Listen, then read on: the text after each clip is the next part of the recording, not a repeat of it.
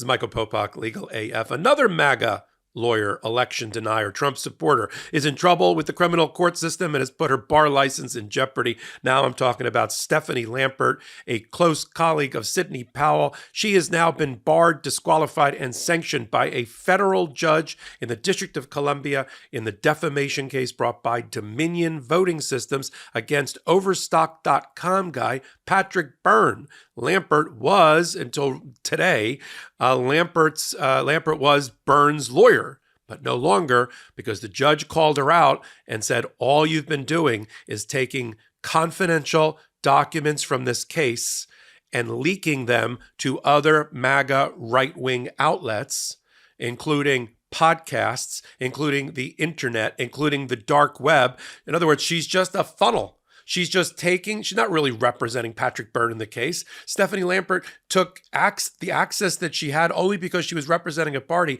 grabbed all the litigation documents belonging to Dominion Voting Systems in their defamation case, a case that at its core is about them being defamed with accusations that they manipulated the outcome of the 2020 election in using their voting machines, which, by the way, are only in a couple of precincts around the country. But leave that aside for a minute. So in a case about economic injury and damage for false claims, this Yahoo, Stephanie Lampert, who also got arrested related to trying to steal election equipment in Michigan, where she normally sits, she now has been barred from representing Patrick Byrne because she took a cache of millions of pages of documents and gave them out to MAGA right-wing conspiracy theory podcast and principles instead of doing her job. And the Judge Upadhyaya, a magistrate judge, federal court, District of Columbia, in a scorching 62-page decision, an order that I just got my hands on, said enough is enough. Sanctioned, barred, Mr. Byrne, find a new lawyer who's not going to violate every day my orders, including before she even became a lawyer in the case, she was already violating orders in the case. Most of the 62 pages in Judge Upadhyaya's decision is just cataloging all of the violations that Lampert committed. Now, some of you might be thinking, haven't I heard Popak talk about Stephanie Lampert before? You have, because she had the unique experience of having to stay after school in federal court after a hearing in March so that the law enforcement could arrest her on a bench warrant because she failed to appear in a Michigan criminal case in which she's a defendant because she helped with two other people steal voting equipment in Michigan in 2020 and is being prosecuted by a special prosecutor. Some people might be saying, especially from those who watch our show from outside of America, how can a lawyer who's already been indicted criminally for bad things related to the election continue to represent people? That's the MAGA world. To the MAGA world, Stephanie Lampert is a hero. In fact, Patrick Byrne, Overstock.com chairperson, who was in the White House in December after the election, along with Sidney Powell, along with Rudy Giuliani and Donald Trump in the White House. This is all reported in the Jan 6 report. They were there trying to figure out how to suspend the Constitution, declare martial law, and seize voting machines with an executive order that Sidney Powell drafted. Now, Sidney Powell and Stephanie Lampert are really close friends. In fact, they may one day share a jail cell together. Who knows? It depends on how crowded the jails are at that particular moment. So that group of people, that's Patrick Byrne. Patrick Byrne is out there, by the way, threatening law enforcement because in Colorado just a couple of days ago, another hot take I did, you had Tina Peters, the Mesa County former county clerk, election denier and Trumper, who went on the lam and Pillow Guy Lindell was hiding her from law enforcement who wanted to pick her up on election interference charges. Well, they finally got her. And a jury took 4 hours to convict her of about 7 different felonies, and she's going to go to jail for up to 22 years. But to Overstock.com guy, Lampert, the lawyer's client in this Dominion case, he now threatened law enforcement. He said, basically he's going to attack them violently and kill them if they don't release Tina Peters. She's already been. I don't think MAGA understands how the justice system works. She's already been convicted by a jury in Colorado. She's not going anywhere. She's going to jail is where she's going after she's sentenced in a couple of months. I think she's sentenced in October. Back to Stephanie Lampert. So Stephanie Lampert, who appeared at a hearing to get chastised in March in front of Judge Upadhyaya, who warned her again before issuing this scathing 62-page decision, don't disclose any documents. Don't go on podcasts. Don't share things with constitutional sheriffs like Dar Leaf. Don't share things with Pillow Guy. Don't share with anybody. Don't go public. Don't make statements. Right after that hearing, she was asked to stay behind by Judge Upadhyaya. Miss Lampert, you'll need to stay here for a moment. Everybody else left. So she cleared the courtroom, kept Lampert there, and in walked from the back of the courtroom Michigan law enforcement working with local law enforcement on a bench warrant execution to extradite Stephanie Lampert and send her back to Michigan to appear related to the criminal charges against her for felonies for election interference related to her attempt to seize voting machines. You got all that? So is anybody shocked that it took 30 pages to catalog all the things that Lampert did wrong in disclosing the information? Outside the four corners of the litigation to the outside world about Dominion voting systems? It's not a surprise to Judge Upadhyaya. Look, let's be frank. Let's call it for what it is. Lampert is not really representing Peter Byrne at all. All she's doing is she's a funnel. She's a mule. She collects data and information because she's a quote-unquote lawyer in the case. You know, she refuses to abide by the confidentiality or orders of the court. She flouts the orders of the court in contumacious behavior. So she's in contempt of court. She grabs this cache of documents, and then she goes on right-wing MAGA media, right-wing MAGA podcasts. She shares it with other people like Mike Lindell. They use it for their campaigns. Donald Trump ends up getting it. They have other MAGA lawyers subpoena it to try to get their hands on it so they can use it for their purposes. And all Dominion Voting Systems is trying to do is get another $1 billion for damages, just like they did against Fox News. Remember, Dominion Voting Systems got a $787 million settlement with Fox News in Delaware. Just to keep all the ducks on the pond straight here, Dominion sued in Delaware Fox and its executives and the family Murdoch related to Fox and got that $787 million settlement a year ago. But they also had these other cases, including in the District of Columbia, against Rudy Giuliani, against Powell, against the Pillow Guy, and this one against Peter Byrne. And that's where Stephanie Lampert makes her entrance. Now, at the time, Stephanie Lampert got arrested in federal court related to her state court charges in Michigan. Peter Byrne didn't let that stop him. He made public statements embracing Lampert and saying, she's my lawyer. That's even better. She got arrested. Most clothes are uncomfortable or too tight or never actually the size you really are, not to mention the annoyance of trying to put a good outfit together. Everyone wants to dress their best and look good at all times because, frankly, it's a confidence booster. I regularly wear Rhone when I do the podcast or on Hot Takes. So here's the deal. Men's closets were due for a radical reinvention, and Rhone stepped up to the challenge. Rhone's commuter collection is the most comfortable, breathable, and flexible set of products known to man. And here's why. Rhone helps you get ready for any occasion with the commuter collection, which offers the world's most comfortable pants, dress shirts, 1/4 zips, and polos. Rhone's comfortable 4-way stretch fabric provides breathability and flexibility that leaves you free to enjoy what life throws your way. From your commute to work to your 18 holes of golf. It's time to feel confident without the hassle. With Rhone's wrinkle release technology, wrinkles disappear as you stretch and wear the products. It's that easy.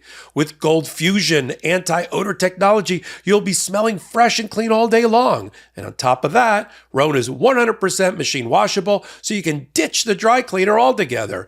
Rhone has truly become my favorite clothes. We're on the move a lot. Whether it's jumping from meeting to meeting or catching a flight or a dinner out, the Rhone commuter collection has never let me down. Even after I wear it all day, I still feel super fresh because of that Gold Fusion anti-odor technology. Head to Rhone.com/legalAF and use promo code legalAF to save 20% off your entire order. That's 20% off your entire order when you head to RHONE.com/legalAF and use code legalAF. It's time to find your corner office. I mean, this is the upside down, untethered to reality world that MAGA lives in. That's why they're always shocked when things happen like they lose elections, because they live in an alternate universe where they don't think that's going to happen. And then they're shocked when more people vote for, let's say, I don't know, Kamala Harris and Tim Walz than their guy. They can't believe it, because in the hermetically sealed echo chamber in which they reside, right, talking to each other, running these conspiracy theories. I mean, it's always conspiracy theories. There aren't enough people on planet Earth to participate in the amount of conspiracy theories that MAGA believes exists. Think about it. There's just not enough people. Everything is a conspiracy theory. How many? I mean, it would be millions of people participating in all of these conspiracies in order for them to operate. It just doesn't exist.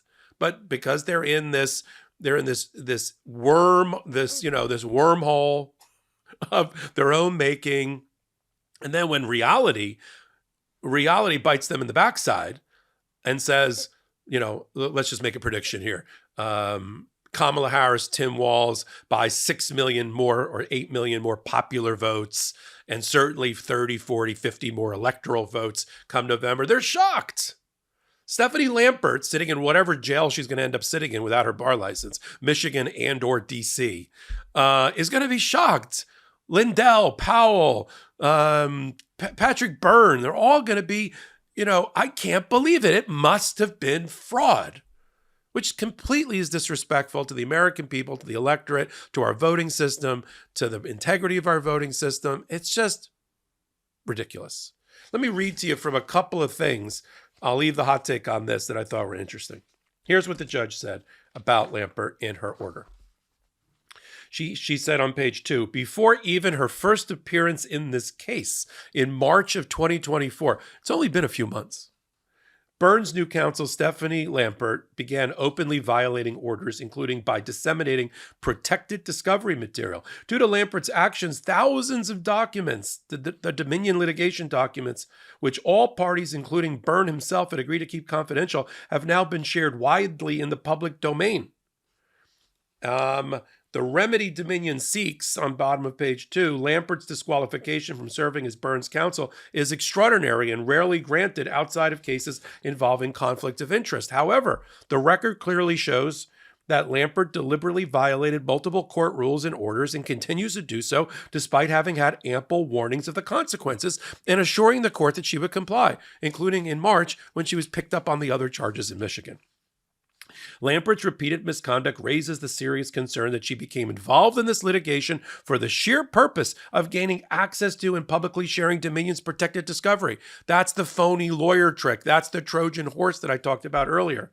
Because Lampert's truly egregious misconduct has already and will undoubtedly continue to infect future proceedings, this is the rare case where disqualification is warranted. Then the judge went on for 30 pages to detail, just since March, this is just 4.5 months. I had a count on my fingers. All the bad things Lampert did in the case. And it just goes on and on. Let me read a couple of them just so you get a flavor for it.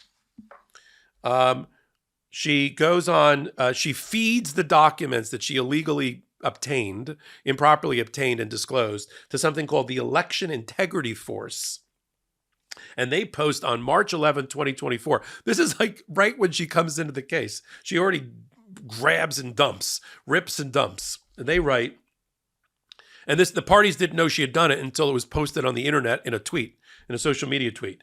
Just in, Stephanie Lampert turns up the heat in Michigan's legal scene with a fiery emergency motion for a stay. Read the explosive internal Dominion communications here, hyperlink. This is like a day after she gets into the case. But that's not all. When she gets into the case, she writes to Dominion's counsel. Now remember, they already effectively won in Delaware. That's why Fox News settled for almost $800 million. So they got a leveraged hand, right? They got a firm hand here on their case and the merits of their case. This is what she writes on her appearance. This is on page 9. Hi, Dominion counsel. Such a friendly beginning. I had assumed that you as counsel were unaware of the criminal acts contained in discovery. These acts include but are not limited to perjury, fraud, typo, services, wire fraud, and international interference in an election. Oh, international interference in an election. That's the millions of people involved with a conspiracy. Again, there are not enough people on planet Earth to be involved in all these conspiracies. If you are aware of the criminal acts, I will need to address fraud on the court and potentially accessory after the fact with threats of violating a protective order that does not extend to criminal acts committed by your client. Did Stephanie Lampert go to law school? Somebody do some research. My client insisted the evidence of criminal acts be provided to law enforcement. I'm happy to address this with the court. Please let me know if you need anything else. Can you see the strange mind stew that we're dealing with here? And then the judge dropped a footnote and said, hey, just a reminder, Lampert currently faces 2 sets of felony criminal charges in Michigan for allegedly attempting to interfere with the voting equipment. But that's not all. I mean, again, 30, I won't bore you on the hot take, 30 pages. Then she goes on a podcast, and here's what Dominion's counsel represented on page 15 at a May hearing to the court. On March 22nd, again, she's only been in the case for 3 weeks, Ms. Lampert sat for an interview on Joe Altman Live. And in the interview, Mr. Altman turns to her at 42:25 time marker and says, we have evidence from Dar Leaf, that's the constitutional sheriff who's also election denier in Maga, and way more that has not been released. And when he starts to discuss the evidence, he hesitates and he turns to Ms. Lampert and he says, quote, Stephanie, I didn't get it from you. I got it from Twitter. So the evidence, the documents that are confidential in the case ended up on Twitter because of Lampert, and then this podcaster pulled them off. And Ms. Lampert does nothing to stop him from them launching into a discussion of the documents. In fact, Ms. Lampert follows up by telling Mr. Altman that he should have Dar on the show himself because he can go through the investigation. And when Mr. Altman asked Ms. Leaf if Sheriff Dar Leaf is allowed to discuss this investigation and evidence, Lampert says Sheriff Dar Leaf can do whatever he wants. It's his investigation, right? And then you also have Patrick Byrne reposting on X information about Tina Peters, this Colorado court clerk who was indicted for allowing unauthorized access to Dominion voting machines in Colorado. Then there's the May hearing. Then there's the conduct after the May hearing. Then there's social media posts between, it's like a competition. It's like some strange banjo playoff like Deliverance between Stephanie Lampert and her client. That's what we've got. And so now the end result is Stephanie Lampert is about to get disbarred. She's going to be convicted in Michigan of tampering with Dominion voting system machines, and she's going to be in further trouble with the DC bar and have her DC bar license revoked and her bar license likely in Michigan revoked. We'll continue to follow it all on the MeidasTouch Network and on Legal AF right here. Every Wednesday and Saturday at 8 p.m. Eastern Time, we do a show called Legal AF, where we curate the top 5 stories at the intersection of law and politics and bring it to you right here. And you can pick it up on all media outlets as well, all audio podcast platforms as well. So until my next hot take, until my next Legal AF, this is Michael Popak reporting. Heary, heary, Legal AF Law Breakdown is now in session. Go beyond the headlines and get a deep dive into the important legal concepts you need to know and we discuss every day on Legal AF. Exclusive content you won't find anywhere else, all for the price of a couple of cups of coffee. Join us at patreon.com/legalaf. That's patreon.com/legalaf.